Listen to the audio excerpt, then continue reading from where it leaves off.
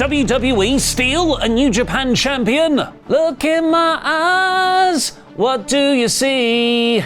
CM Punk's special WrestleMania entrance potentially leaked. And my review of the WrestleMania Go Hard, Go Home episode of Raw. I'm Ollie Davis, and this is the WrestleTalk news. Support WrestleTalk! With WrestleMania this Saturday, WWE have unveiled the official poster for the two-night event, with all the show's biggest stars. Like Cody Rhodes and Roman Reigns right up front, Io Sky, Bianca Belair and Rhea Ripley are on the next line, with Charlotte Flair slightly behind Rhea, while Tiffany Stratton is right at the back. That's Nepo Queen to you! And right slap bang in the middle of the poster is definitely babyface John Cena. Famously heel right now, John Cena is smiling like a good guy in the WrestleMania 41 poster. WWE really need to do some updated promo shots with this guy. Or maybe they did, and the photos came out blank.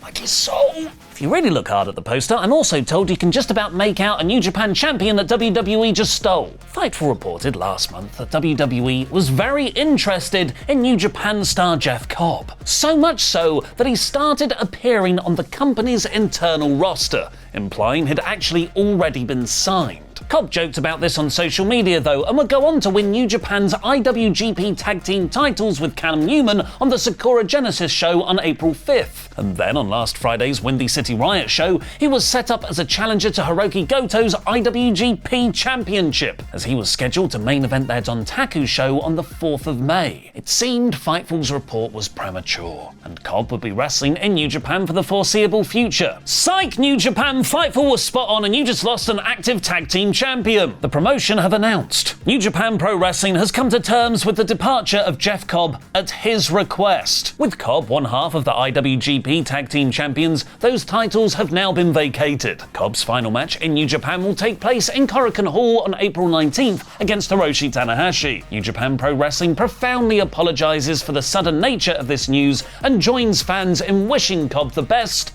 in all his future endeavors. The Wrestling Observer is reporting New Japan were blindsided by the departure, even though Fightful have been reporting on it for about a month, and he didn't sign a new deal at the start of this year. Apparently, it was thought Cobb was only in talks with WWE last month, and when he won the tag titles, it might have been hoped he'll stay longer with New Japan. But at 42 years old, Cobb chose a deal worth more money. The Wrestling Observer points out that this is the third time in the last year that WWE have quickly signed a champion from another company and wouldn't let them drop the title before leaving. The others being Ricky Starks with Defy Wrestling back in February, and Stephanie Vaquer, who was a double champion in CMLL last July. They also called back Amos from Pro Wrestling Noah while he still held a belt, despite not having anything for him. Cobb's actual decision to leave apparently came hours after Rock the Final Dwayne Johnson's curious Instagram post, where he was shown looking at a Rubik's Cube while wearing a New Japan Pro Wrestling t-shirt. If the two are connected, and Rock was teasing that he's just signed a New Japan star, it could be a very good sign for Cobb in WWE. If he's Rock endorsed, he'll get a strong push on his debut.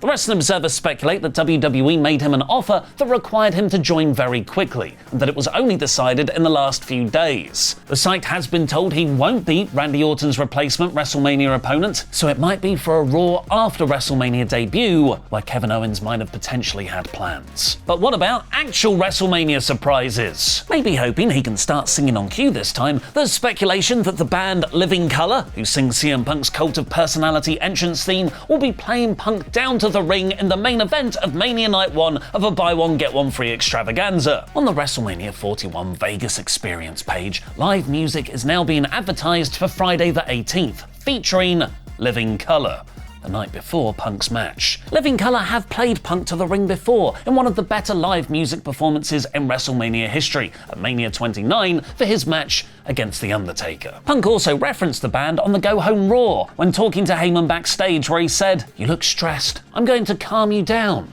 Look in my eyes. What do you see?" Heyman replied, "A cult of personality?" "No," Punk said. "A real friend who's not going to do anything to put you in harm's way." Which brings us to my review of the WrestleMania Get Home Safely Because We Don't Want Anyone Getting Hurt Just 5 days out from the biggest show of the year episode of Monday Netflix Raw in about 5 minutes. Do you like video packages? Well then have I got a TV episode for you. It's this one, because this show was mostly very safe matches and video packages building Mania. Loads and loads of video packages. Compared to last year's insanely hot build for WrestleMania 40, I think we're all still waiting for the build to WrestleMania 41 to actually step up a gear. John Cena's heel turn at the start of March was an all-time angle, but his limited TV appearances since, and The Rock weirdly being removed from the storyline, have stopped that tension building further. The Seth Roman Punk three-way is dramatic but lacks stakes, and the rest of the card is, no offense, just kind of there. And unfortunately, this wasn't the big WrestleMania go-home episode I or many others were craving. There were no huge cliffhangers or big angles. It was ultimately a very safe show that said nothing new. It opened on Gunther storming down to the ring to demand his scheduled Michael Cole interview take place right now. He got really loud heat, saying it doesn't matter how confident Jey Uso is, he'll still put him down for a fourth consecutive time, and he can't wait to call his mum and tell her about it afterwards. It's a weird family. Oh my god, he's gonna get a Funkasaurus gimmick. Somebody call my mother. This was a great delivery from Gunther, with an angry intensity we don't usually see from him. Then we got a pre-produced video promo for Bianca Belair to build her three-way title match. We got the same from Rhea Ripley and Io Sky spread throughout the night. I guess there's only so many ways you can do an in-ring segment adjudicated by Adam Pearce where Sky keeps getting pie-faced, and that is 4 times. They did that exact segment 4 times in this build. Ahead of their Mania tag team match that was only set up last Friday, Liv Morgan took on Bayley in a singles match in the episode's first bout. Raquel Rodriguez interfered, so Lyra Valkyria evened the odds. Bayley managed a technical pin to win because of course Liv is taking the pin. Ahead of Rey Mysterio versus El Grande Americano at Mania, Rey took on American-made Julius Creed next. Just before the break, the respective factions got involved, so the referee sent them all to the back, which was the perfect setup for El Grande Americano to run down later on, a totally separate person. Before that though, we got a great spot where Julius caught Rey's penguin slide into a vertical suplex, where he then walked up the steel steps with him still overhead. 36 years into his professional career, Mysterio is still innovating new spots. Grande's inevitable interference backfired though, letting Rey get the win. Grande took out the rest of the LWO with his loaded mask afterwards, and just in case you missed the subtlety, WWE played a really awkward shot of Grande slipping the metal into his mask backstage. The War Raiders got, you guessed it, pre-produced promo saying they're angry with the New Day for targeting their previously injured necks, and that Mania won't be a fight, it'll be a war, which the New Day replied they're ready for. That sounds to me like some kind of stipulation match. Perhaps it could be a Viking rules match, as the New Day took on the then Viking Raiders in that stipulation in a really good match back in 2022. Karrion Kross taking 90% of the match against AJ Styles kind of sums up this episode of Raw. I really do like Kross, but they do know it's WrestleMania this weekend, right? Oh yeah, because of the video packages. Kross was really charismatic here, not just dominating the offense, but also having little spots like mocking AJ's ankle injury and, the best bit, putting his hands behind his back when AJ hit his match-winning phenomenal forearm. The implication is that Kross wanted that to happen, and that's all part of his master plan. Whatever that master plan is, I don't know. I don't think they know either, but it's cool. Logan Paul came out to cut a hometown heat promo afterwards and then did the most heel thing possible, introducing his own hype video package. There was a scuffle afterwards, but Logan stood tall with a titanium punch and a pulverizer. God damn it, his finisher looks so cool and it has a really cool name. WWE played a Did You Know graphic saying this will be Punk's first ever WrestleMania main event. Sure, whatever you need to tell yourself. Jey Uso came out in serious yeet mode. He played a musical encore for the crowd, but thankfully limited his own yeeting.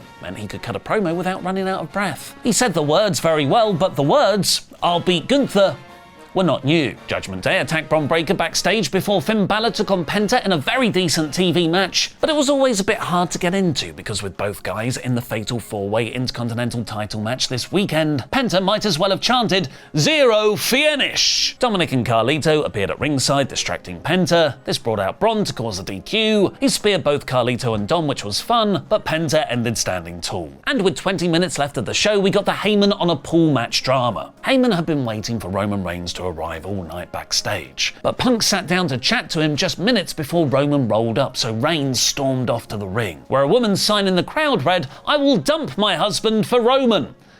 Sounds like we've got an original tribal cuck. You like that one? Unfortunately, yes.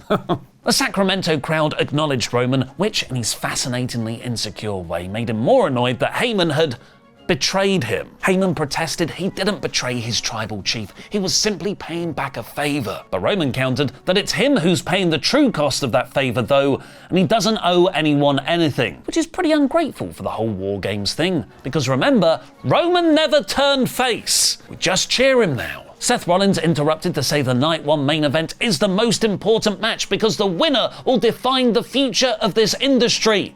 Which, I don't know what he's talking about there. The Cena match is the following night and this one has no real stakes. Nevertheless, Seth said it must be him who wins. But also, that Roman still hasn't figured it out. Heyman doesn't have to pay back a favor to Punk. He made a conscious choice to choose Punk.